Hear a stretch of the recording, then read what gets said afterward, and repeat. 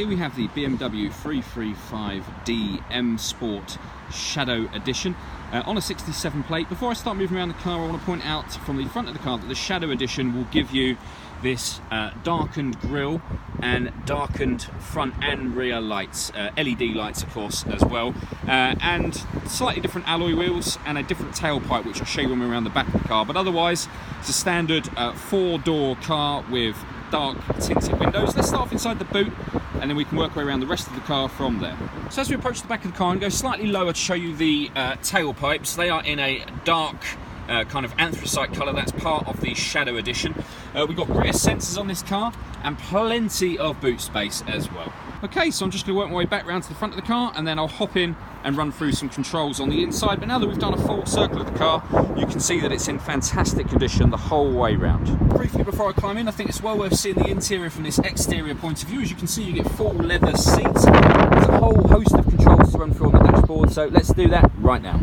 Okay, so now they're inside the car, we're going to start off with the steering wheel. On the left-hand side, we've got cruise control with speed limiter, and on the right-hand side, we've got stereo controls as well as voice activation for the phone. So hit that button, ask it to dial anyone in your contacts list, and it'll do that for you without you having to take your phone from your bag or your pocket.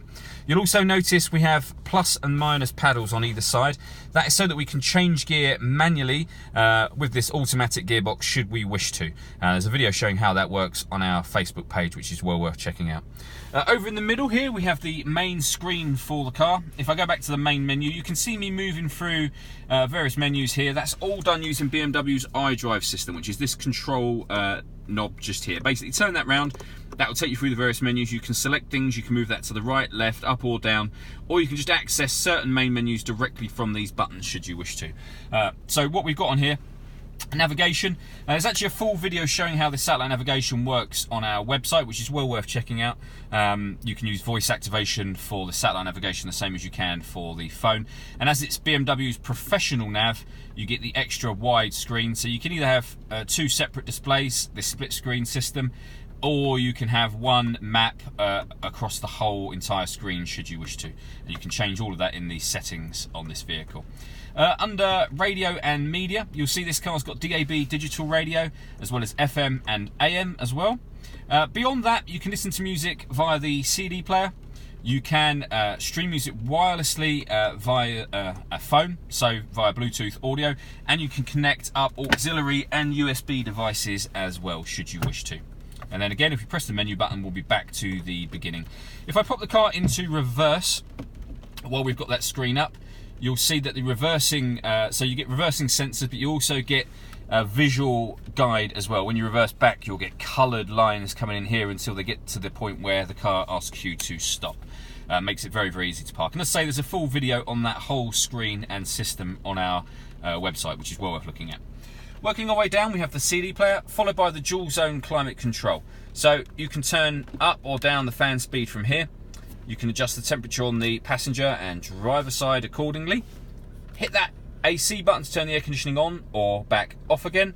Or you can hit auto and the car will maintain those temperatures for you by taking control of the fan speed itself. And then you can just override that by readjusting the fan speed or by pressing the auto button again. We also have driver and passenger heated seats as well, which are fantastic.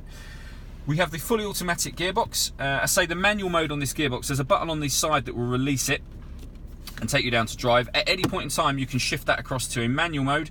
You can either use the gear lever to go up or down a gear, or you can use the paddles on the steering wheel, or you can just shift it back to drive should you wish to. And then to put it in park, simply press that button on the top there. To the right hand side of that, we've got a button that will turn on the front parking sensors, or back off again.